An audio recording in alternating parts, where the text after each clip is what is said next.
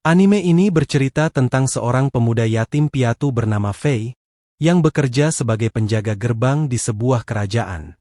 Fei memiliki sebuah skill bernama rakus yang dianggapnya tidak berguna. Skill ini hanya membuatnya terus merasa lapar, meskipun sudah makan banyak. Karena skill yang dianggap payah itu, Fei sering ditindas oleh 3 ksatria suci terkenal, yaitu Flerik bersaudara. Ksatria suci adalah pahlawan yang dihormati di kerajaan karena tugas mereka melindungi kerajaan dari monster, dan masing-masing memiliki skill yang kuat. Namun, mereka sering menyalahgunakan kekuatan mereka untuk menindas orang lemah seperti Fei. Fei tidak berani melawan mereka, bukan hanya karena dirinya lemah, tetapi juga karena ksatria suci memiliki otoritas tinggi di kerajaan. Meski begitu, tidak semua ksatria suci suka menindas. Ada seorang ksatria suci bernama Roxy yang berhati baik dan menjunjung tinggi keadilan. Saat ia melihat Flerik bersaudara menindas Fei, Roxy segera mengusir mereka dan berjanji pada Fei bahwa ia akan melindunginya jika kejadian itu terulang. Namun, Fei enggan melibatkan Roxy karena takut Roxy akan mendapat masalah. Ketika Fei hendak pulang, ia secara tak sengaja melihat seorang pencuri menyelinap ke dalam kerajaan. Ia pun segera melaporkannya pada Roxy. Roxy langsung mengejar pencuri itu dan meminta Fei tetap berjaga di gerbang. Ketika pencuri itu hendak kabur, Fei terpaksa menghadangnya dan membunuhnya. Pada saat itu, tiba-tiba skill rakus miliknya bereaksi. Namun, belum sempat memeriksa lebih lanjut, Roxy datang dan berniat melaporkan ini sebagai pencapaian Fei. Fei menolak, khawatir hal itu akan membuat Flerik bersaudara semakin menindasnya. Mendengar kekhawatiran Fei, Roxy menawarkan pekerjaan baru sebagai pelayan di keluarganya, agar ia tidak perlu lagi menjadi penjaga gerbang dan terhindar dari intimidasi. Fei pun menyetujui tawaran tersebut. Ketika pulang, Fei memeriksa statusnya dan terkejut melihat peningkatan yang besar. Ia juga mendapatkan skill pembaca pikiran dan penilaian. Rupanya, ini adalah efek dari membunuh pencuri tadi. Keesokan harinya, Fei berniat membeli pedang. Namun, dengan uang yang terbatas, ia hanya mampu membeli pedang bekas. Saat memilih, ia menemukan sebuah pedang yang bisa berbicara, bernama Grid. Grid mendesaknya untuk dibeli karena tahu potensi kekuatan Fei yang sesungguhnya. Fei akhirnya mencoba menggunakan Grid untuk melawan goblin, dan ia terkejut betapa mudahnya ia mengalahkan banyak goblin sekaligus. Selain itu, untuk pertama kalinya, ia tidak lagi merasa lapar. Grid kemudian menjelaskan bahwa skill rakus milik Fei bisa menyerap status dan skill dari musuh yang ia kalahkan. Tetapi ada kekurangannya. Skill ini membuat penggunanya tidak bisa naik level. Karena kekuatan rakus yang begitu kuat hingga dianggap melanggar hukum para dewa, Grid menyarankan Fei untuk menyembunyikan kemampuannya ini dari orang lain. Saat hendak pulang, Fei secara tidak sengaja menabrak seorang pria yang sedang membawa anak kecil. Dengan skill pembaca pikiran yang baru ia peroleh, Fei mendengar permintaan tolong dari anak itu. Fei pun memutuskan untuk mengikuti pria itu demi menyelamatkan anak tersebut. Saat hendak menyelamatkan anak itu, Fei tertangkap basah oleh penculik. Penculik itu meremehkannya karena Fei terlihat lemah, sehingga Fei memanfaatkan kesempatan itu untuk mengalahkannya. Sebelum mati, penculik itu mengungkapkan bahwa ia sebenarnya diperintah oleh seorang ksatria suci bernama Hado, salah satu dari Flerik bersaudara yang sering menindas Fei. Setelah itu, Fei mengantarkan anak tersebut kembali ke rumahnya. Ketika mengecek statusnya, Fei mendapati bahwa ia memperoleh skill teknik pedang satu tangan milik penculik itu. Grid menjelaskan bahwa skill tersebut memiliki jurus rahasia yang memungkinkan Fei menyerang 2 target sekaligus dalam satu serangan. Grid juga mengatakan bahwa Fei beruntung penculik itu meremehkannya. Jika tidak, mungkin nyawanya yang terancam. Keesokan harinya, Fei pergi ke kediaman keluarga Roxy. Roxy membawanya ke makam ayahnya, yang baru saja meninggal 5 hari lalu. Ia menceritakan bahwa ayahnya gugur saat bertarung melawan naga langit dalam tugasnya melawan invasi monster di Galia, sebuah benua yang dikuasai monster. Biasanya, naga langit tidak pernah meninggalkan sarangnya. Tetapi saat itu ia keluar dan memusnahkan ayah Roxy beserta seluruh pasukannya. Kini, Roxy harus menggantikan posisi ayahnya sebagai kepala keluarga. Mendengar kisah tersebut, Faye bertekad untuk mendukung Roxy sepenuhnya. Setelah itu, Faye mulai bekerja di sana dan semakin akrab dengan pekerja lainnya. Suatu hari, Roxy mengajak Faye minum teh bersama dan bertanya bagaimana perasaannya tentang pekerjaan barunya. Faye menjawab bahwa ia merasa sangat nyaman. Namun, tiba-tiba Faye pingsan. Ketika terbangun, Faye bertanya pada Grit mengapa ia bisa pingsan. Grit menjelaskan bahwa skill rakus milik Faye memiliki sifat khusus, yaitu begitu mengenal rasa jiwa, skill itu menuntut untuk terus memakan lebih banyak jiwa agar Faye semakin kuat.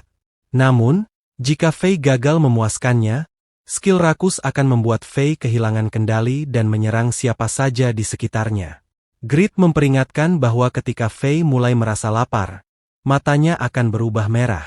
Mengetahui hal ini, Faye keluar untuk berburu monster demi memenuhi nafsu skill rakus.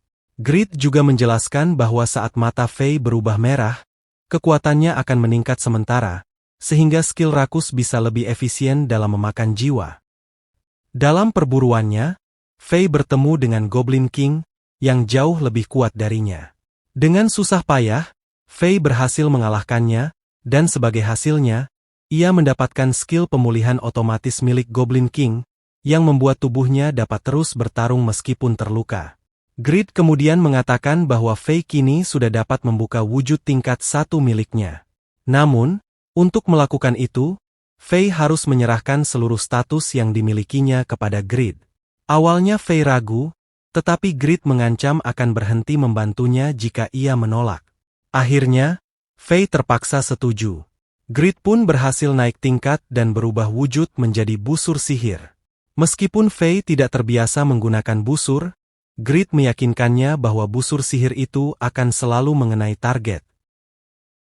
Keesokan harinya, Roxy berencana pergi ke pasar secara diam-diam, tanpa menarik perhatian. Namun, ia terkejut saat melihat Faye yang sudah memperhatikannya. Karena Faye sudah mengetahui rencananya, Roxy akhirnya memutuskan untuk mengajaknya ikut. Mereka pun pergi bersama, berkeliling melihat buah-buahan dan perhiasan di pasar. Di tengah perjalanan, mereka tak sengaja mendengar rumor tentang munculnya monster liar dari wilayah lain yang baru-baru ini membasmi banyak goblin. Faye menyadari bahwa monster liar yang dibicarakan itu sebenarnya adalah dirinya, tetapi ia memilih untuk berpura-pura tidak tahu. Setelah puas berkeliling, mereka memutuskan beristirahat di kedai kopi favorit Faye. Saat sedang bersantai, tiba-tiba sekelompok prajurit datang dan mulai menggoda Roxy. Dengan cepat, Roxy menghempaskan salah satu prajurit tersebut, membuat mereka kaget dan baru menyadari bahwa wanita yang mereka goda itu adalah Roxy, ksatria suci yang terkenal baik hati. Rupanya mereka tidak mengenali Roxy karena ia tidak mengenakan pakaian ksatrianya. Sadar akan kesalahan mereka, para prajurit itu segera meminta maaf. Roxy pun memaafkan mereka karena mereka sudah menyesali perbuatan mereka. Setelah kejadian itu, Faye dan Roxy kembali pulang ke rumah. Karena teringat dengan rumor tentang monster liar yang membasmi goblin, Faye memutuskan untuk membeli sebuah topeng. Ketika musim panen anggur tiba, Roxy mengajak Faye ke desa tempat ibunya tinggal untuk membantu panen. Setibanya di sana, mereka disambut oleh ibu Roxy yang ramah dan baik hati. Diketahui bahwa ibu Roxy hanyalah orang biasa tanpa skill apapun, dan mengandalkan perkebunan anggur yang luas sebagai sumber penghidupannya. Roxy lalu pergi ke kamarnya yang dulu ia tempati semasa kecil. Di sana, ia teringat akan janjinya kepada almarhum ayahnya untuk menjadi seorang ksatria suci yang dapat membuat semua rakyat bahagia. Namun, hingga kini, ia merasa belum mampu sepenuhnya memenuhi janji itu. Sementara itu, Faye mulai membantu memanen anggur. Salah seorang pelayan menceritakan bahwa Roxy selalu pulang setiap tahun untuk membantu ibunya memanen. Selain membantu panen, Roxy juga berjasa dalam melindungi desa, karena saat musim panen banyak monster muncul dari lembah untuk mencari makanan. Saat hari mulai gelap, Fei berniat kembali ke rumah. Namun di perjalanan ia bertemu seorang gadis misterius dengan mata yang sama sepertinya. Gadis itu hanya melewatinya dan berkata bahwa mereka pasti akan bertemu lagi. Penasaran, Fei bertanya pada Roxy tentang gadis tersebut. Roxy menjelaskan bahwa gadis itu adalah orang Galia, salah satu dari sedikit orang yang selamat dari kehancuran wilayah tersebut. Dikisahkan bahwa sekitar 4.000 tahun yang lalu, Galia adalah negara militer besar yang hancur akibat serangan monster, menewaskan banyak penduduknya. Roxy juga mengatakan bahwa gadis itu memiliki darah Galia yang sangat murni, sesuatu yang jarang sekali ditemui. Keesokan harinya, mereka mendapati kebun anggur telah dirusak oleh monster liar. Fei dan Roxy melakukan pengintaian, dan mereka menemukan bahwa kebun itu diserang oleh sekelompok monster serigala, dan salah satunya memiliki level yang sangat tinggi. Roxy memberitahu warga desa agar tidak khawatir karena ia akan mencoba mengalahkan monster tersebut keesokan harinya. Namun, Grid memperingatkan Fei bahwa Roxy mungkin akan kesulitan melawan serigala berlevel tinggi itu. Tidak ingin Roxy terluka, Fei memutuskan untuk memburu monster serigala tersebut lebih awal. Fei dengan mudah membantai para serigala tingkat rendah menggunakan busur sihir Grid. Ketika berhadapan dengan monster serigala tingkat tinggi, Fei berpura-pura terluka untuk mengelabui lawannya. Saat monster itu lengah, Fei memanfaatkan kesempatan tersebut dan mengalahkannya dengan teknik rahasia Grid. Keesokan paginya, Roxy bingung melihat bahwa semua monster serigala itu sudah mati. Ia menduga bahwa yang mungkin telah mengalahkan mereka adalah gadis Galia yang ditemuinya kemarin, karena kekuatan orang Galia memang dirumorkan melampaui ksatria suci.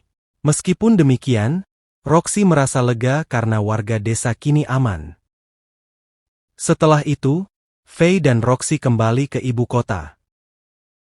Namun, tak lama berselang, pembagian tugas para ksatria suci tiba. Roxy ditugaskan untuk ekspedisi di Galia, wilayah berbahaya tempat ayahnya gugur. Ternyata, ini adalah bagian dari rencana Flerik bersaudara yang ingin menyingkirkan Roxy, sehingga mereka bisa memperluas pengaruh dan kekuasaan mereka di kerajaan. Saat sedang berburu monster, Fei bertemu dengan Hado, salah satu dari Flerik bersaudara, yang tengah ditugaskan untuk memburu monster liar yang telah membantai para goblin. Ketika Hado menyadari bahwa monster yang dimaksud ternyata adalah Fei, ia terkejut. Namun, Hado masih merasa percaya diri dan meremehkan Fei, menganggapnya sebagai si lemah yang sering ia tindas. Namun kali ini, Fei yang telah jauh lebih kuat menghajar Hado habis-habisan, membalas dendam atas semua penderitaan dan kejahatan Hado, termasuk penculikan anak-anak. Setelah membunuh Hado, Fei mendapatkan skill teknik pedang suci milik Hado. Skill tersebut juga membantu Fei meningkatkan level Grid ke tingkat kedua, yang membuat Grid dapat berubah menjadi sabit sihir yang mampu memotong apapun. Keesokan harinya, Roxy bersiap untuk berangkat ke Galia, berpamitan dengan para pelayannya, termasuk Fei. Fei mencoba menahan Roxy untuk tidak pergi, mengingat bahaya yang akan dihadapinya. Namun Roxy hanya tersenyum dan mengatakan bahwa ini adalah tugas seorang ksatria suci. Roxy pun berangkat, didampingi pasukan ayahnya serta dua komandan bernama Mugan dan Miria, yang akan membantunya dalam ekspedisi tersebut. Di sisi lain, Fei memutuskan untuk pergi ke Galia juga, secara diam-diam, untuk melindungi Roxy, meskipun ia harus menyembunyikan identitasnya. Saat perjalanan menuju Galia, malam mulai tiba, dan kereta yang dinaiki Fei terpaksa berhenti, karena banyak monster yang berkeliaran di malam hari. Fei mendapati bahwa ia telah sampai di kota Tetra, tempat ia dan ayahnya pernah tinggal dahulu. Di kota ini, Fei mencari penginapan untuk beristirahat. Di penginapan tersebut, Fei tanpa sengaja menyelamatkan seseorang yang sedang diserang. Ternyata, orang yang ia selamatkan adalah Seth, teman satu desanya dulu yang sering membulinya. Dulu, Seth dan warga desa menganggap Fei sebagai beban setelah ayahnya yang seorang penjaga desa meninggal, hingga akhirnya mengusir Fei dari desa. Namun, melihat kekuatan Fei yang luar biasa sekarang, Seth memohon agar Fei membantu desa mereka yang sedang diserang oleh monster gargoyle. Meskipun masih menyimpan dendam, Fei menerima permintaan Seth, karena ia juga perlu memberi makan skill rakusnya. Namun, meskipun Seth mencoba meyakinkan para warga, mereka tetap tidak percaya pada kemampuan Fei. Bagi mereka, Fei masihlah orang yang tak berguna, dan kesan itu tak mudah hilang. Seth tetap membawa Fei ke rumahnya dan bercerita bahwa kini ia hanya tinggal bersama anaknya, setelah istrinya meninggal dalam salah satu serangan monster gargoyle. Saat itu, anak Seth memberikan permen kepada Fei, dan tanpa curiga, Fei menerimanya. Namun, tak lama setelah memakan permen itu, Fei tertidur. Ternyata permen itu adalah obat tidur, dan tanpa sepengetahuan Seth, para warga desa yang bodoh telah merencanakan untuk menumbalkan Fei pada monster yang menyerang. Saat Fei tertidur, monster gargoyle mulai menyerang desa. Seth, yang merasa bersalah atas rencana desa menumbalkan Fei, bergegas menyadarkannya. Dengan cepat, ia membuat ramuan penawar untuk membangunkan Fei. Begitu Fei terbangun dan memahami situasinya, ia segera bangkit melawan monster-monster tersebut. Fei ingin menggunakan mode sabit dari grid yang baru saja meningkat ke tingkat kedua. Namun, dengan kekuatannya saat ini, ia dapat membelah para gargoyle dengan mudah, bahkan mendapatkan skill bola api dari monster-monster itu. Walau Fei berhasil mengalahkan semua gargoyle, ia tetap tak bisa menyelamatkan para warga desa. Seth, yang merasa bersalah atas masa lalu dan tindakan warga desa, memutuskan untuk memulai hidup baru di kota bersama anaknya. Sebelum berpisah, ia memohon agar Fei memukulnya sebagai penebusan atas perbuatannya di masa lalu saat sering membuli Fei. Setelahnya, Fei melanjutkan perjalanannya menuju Galia. Namun, kereta yang dinaiki Fei dihentikan oleh sekelompok perampok. Saat Fei bersiap bertarung, tiba-tiba gadis Galia yang ia lihat sebelumnya muncul dan mengalahkan para perampok dengan mudah. Setelah itu, gadis tersebut ikut dalam kereta karena kebetulan tujuannya sama dengan Fei. Gadis itu memperkenalkan dirinya sebagai Main dan mengungkapkan bahwa ia memiliki skill amarah, salah satu skill yang juga merusak hukum dewa. Di tengah perjalanan, mereka singgah di kota bernama Lancaster untuk beristirahat. Kota itu dipimpin oleh seorang bernama Rudolph, yang tengah mempersiapkan penyambutan untuk Roxy dan pasukannya yang akan melewati kota dalam ekspedisi menuju Galia. Fei baru tersadar bahwa tanpa ia sadari, ia telah mendahului Roxy dalam perjalanan ini. Ketika Main tiba-tiba tertidur, Fei menggendongnya menuju penginapan terdekat. Di penginapan, Grid akhirnya berbicara dan mengungkap bahwa ia sebenarnya telah mengenal Main sejak lama. Ia menjelaskan bahwa kapak milik Main adalah senjata dari jenis yang sama dengannya, yaitu senjata dosa besar. Orang-orang yang bisa menggunakan senjata jenis ini adalah mereka yang memiliki skill yang merusak hukum dewa. Ada 7 skill yang melanggar hukum dewa yaitu rakus, amarah, tamak, malas, nafsu, iri, dan angkuh. Meski skill-skill ini sangat kuat, pemiliknya juga dihukum oleh dewa. Misalnya, Fei harus terus membunuh untuk memuaskan skill rakus, sedangkan Main kehilangan indera perasanya karena skill amarah. Keesokan harinya, Fei pergi berburu monster pasir untuk memberi makan skill rakus yang mulai lapar kembali. Saat di tengah perburuan, ia melihat sekelompok petualang yang tengah kewalahan menghadapi monster pasir. Tanpa banyak bicara, Fei segera membantu mereka dan berhasil membunuh monster tersebut dengan busurnya. Dari monster pasir itu, ia memperoleh skill badai pasir. Para petualang yang ia bantu merasa bersyukur dan bertanya nama Fei. Untuk menjaga identitasnya tetap tersembunyi, Fei menggunakan nama palsu dan memperkenalkan dirinya sebagai Berto. Keesokan harinya, Fei dan Main pun melanjutkan perjalanan mereka. Di tengah perjalanan, roda kereta yang ditumpangi Fei dan Main mengalami masalah. Main segera menuju desa terdekat untuk mencari tempat beristirahat, sementara Fei mengejarnya. Namun, di tengah perjalanan, Fei justru bertemu dengan kepala desa, seorang ksatria suci bernama Aaron. Ketika Fei meminta izin untuk tinggal sementara di desa itu, Aaron menyadari sesuatu yang aneh, yaitu Fei masih level 1, tetapi statusnya sudah mencapai 2 juta. Aaron pun menantang Fei dan ia akan mengizinkannya tinggal di desa jika Fei berhasil mengalahkannya. Fei menyetujui tantangan tersebut, tetapi dalam sekejap Aaron berhasil mengalahkannya. Meskipun begitu, Aaron tetap mengizinkan Fei tinggal di desa dengan syarat bahwa selama tinggal di sana, Fei harus mengikuti latihannya. Aaron menyadari bahwa meski Fei memiliki kemampuan dan skill yang kuat, ia tidak memiliki dasar tubuh yang terlatih untuk memaksimalkan kekuatannya, karena Fei belum pernah menjalani pelatihan dasar sebelumnya. Fei pun menerima tawaran itu. Keesokan harinya latihan pun dimulai. Fei berlatih kuda-kuda dan bertarung tangan kosong bersama Aaron. Latihan yang membuatnya menyadari kelemahannya dalam hal dasar teknik bertarung. Seusai latihan, Fei merasakan aura monster dari arah kastil kosong di dekat desa. Tertarik, Fei mendatangi kastil itu dan menemukan sebuah foto Aaron bersama keluarganya. Fei penasaran mengapa foto Aaron ada di kastil itu. Keesokan harinya, Fei berhasil melalui salah satu latihan Aaron, yaitu mengontrol kekuatannya dengan cara menangkis pedang Aaron menggunakan sebatang ranting. Fei mulai merasakan peningkatan dalam dirinya dan memahami pentingnya kendali. Saat makan bersama, Fei penasaran dan bertanya kepada Aaron tentang kastil kosong tersebut. Aaron lalu menceritakan kisah menyedihkan di balik kastil itu. 15 tahun yang lalu, kastil tersebut adalah miliknya. Suatu hari, saat Aaron sedang menjalankan misi sebagai ksatria suci, sebuah lich beserta pasukan tengkoraknya menyerbu kastil tersebut. Di dalam kastil, istri dan anak Aaron terperangkap, dan sejak saat itu kastil tersebut dikuasai oleh lich tersebut. Malamnya, Fei berniat kembali ke kastil untuk memberi makan skill rakus miliknya, dan kali ini Aaron memutuskan untuk ikut.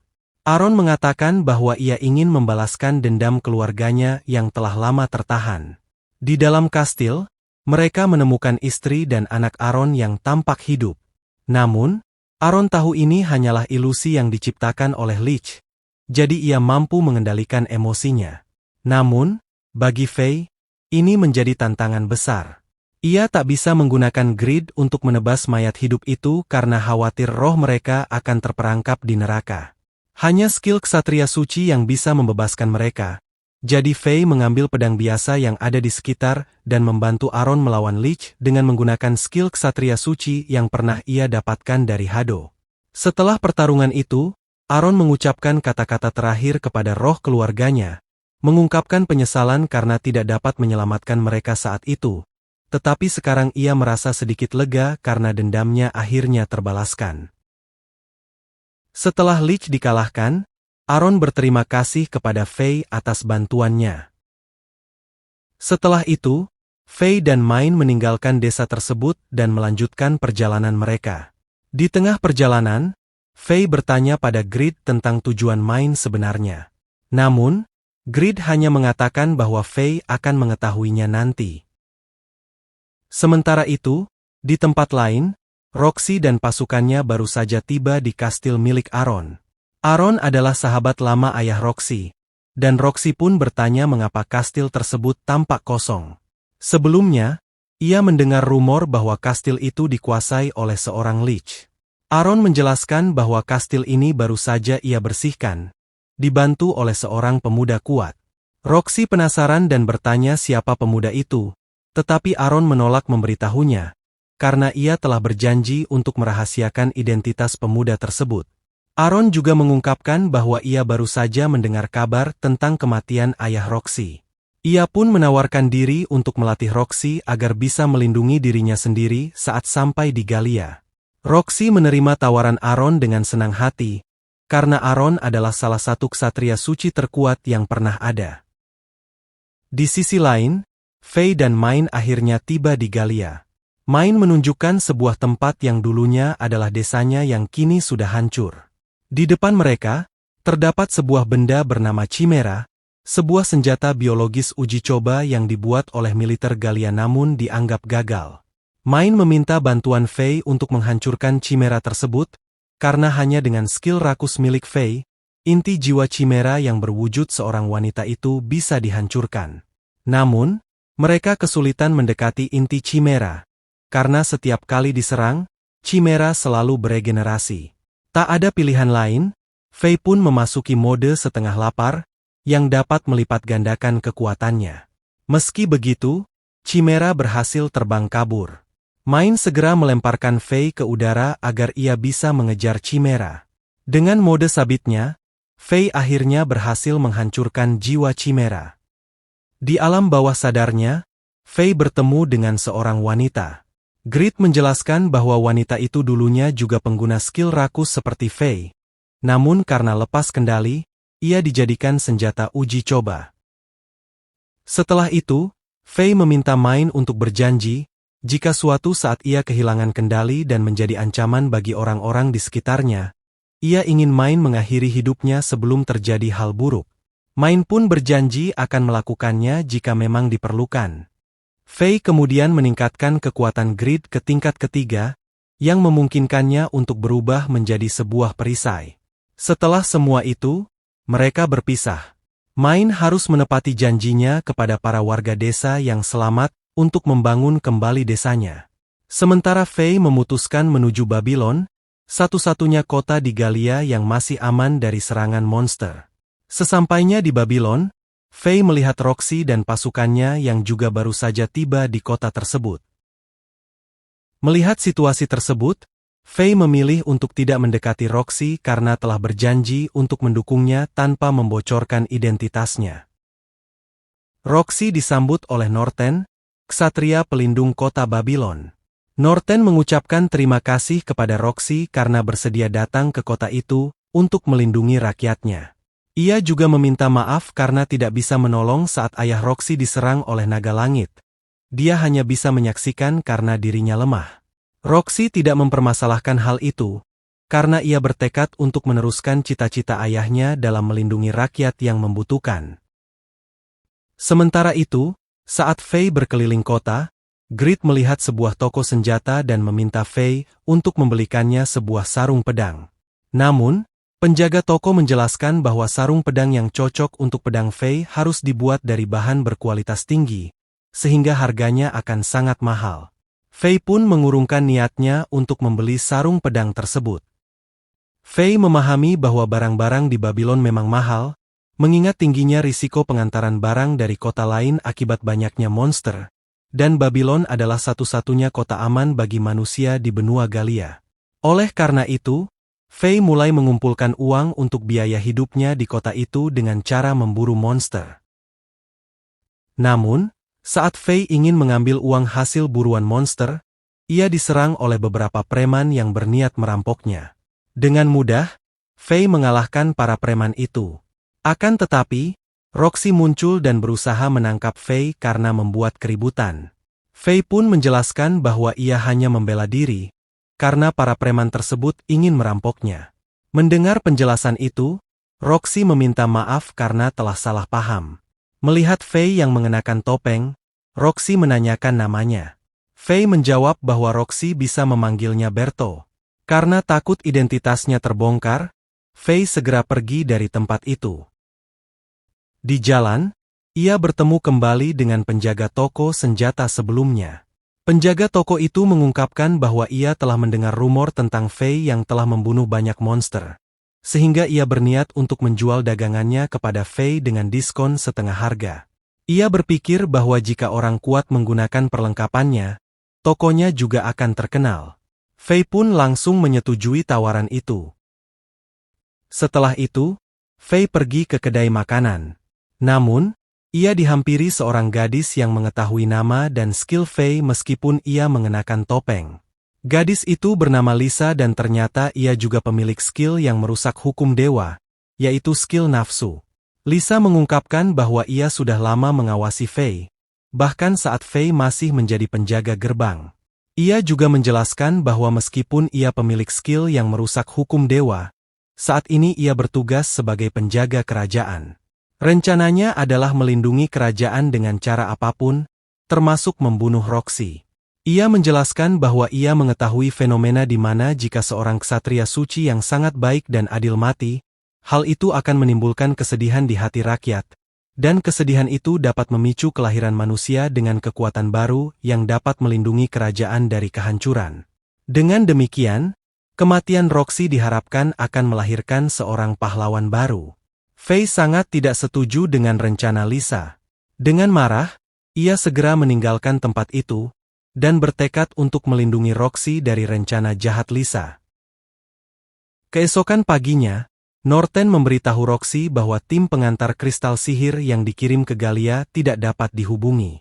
Ia pun menyiapkan pasukannya untuk mencari keberadaan mereka. Di sisi lain, Faye menerima informasi bahwa salah satu bahan yang diperlukan untuk membuat sarung pedangnya, yaitu kristal sihir, sedang langka karena pasokannya sangat sedikit. Faye memutuskan untuk mencari bahan itu sendiri. Faye memulai pencariannya di malam hari. Saat berkeliling, ia melihat rombongan salamander yang bergerak ke suatu tempat. Karena penasaran, ia mengikuti mereka dan menemukan bahwa mereka menargetkan Roxy dan pasukannya. Dengan cepat, Faye melindungi Roxy dengan mengalahkan para salamander tersebut. Setelah mengalahkan salamander, mereka menemukan simbol aneh di tubuh salah satu makhluk itu, tetapi tidak bisa memahami artinya. Setelah kejadian itu, Faye dan Roxy berpisah. Faye melanjutkan pencariannya untuk menemukan kristal sihir, sementara Roxy kembali mencari tim pengantar kristal sihir yang hilang. Saat melakukan pencarian, Faye melihat Lisa sedang memperhatikan sesuatu. Ternyata, Lisa sedang melihat chimera yang tidak memiliki inti. Tak lama kemudian, Faye melihat ledakan di dekatnya dan segera pergi untuk menyelidikinya. Ia menemukan bahwa Roxy dan timnya sedang diserang oleh 3 chimera. Faye segera membantu Roxy dan menyadari bahwa chimera kali ini jauh lebih lemah dibandingkan dengan yang sebelumnya. Dengan mudah, ia mengalahkan 2 dari 3 chimera. Namun, 1 chimera berhasil kabur dan meruntuhkan tanah, membuat Roxy dan Faye terjatuh ke dalamnya. Di dalam kegelapan, Roxy mengungkapkan kesedihannya kepada Faye karena meskipun ia sudah menemukan kereta pengantar kristal sihir, ia terlambat karena kereta itu telah dibakar habis oleh monster. Faye berusaha menghiburnya dengan mengatakan bahwa itu bukan kesalahannya. Mendengar itu, Roxy menyebut bahwa dirinya mirip dengan seorang kenalannya, yang membuat Faye gugup karena takut identitasnya terbongkar. Tiba-tiba, Faye merasakan kehadiran chimera, dan ia segera meninggalkan Roxy untuk mengejar dan mengalahkan chimera tersebut.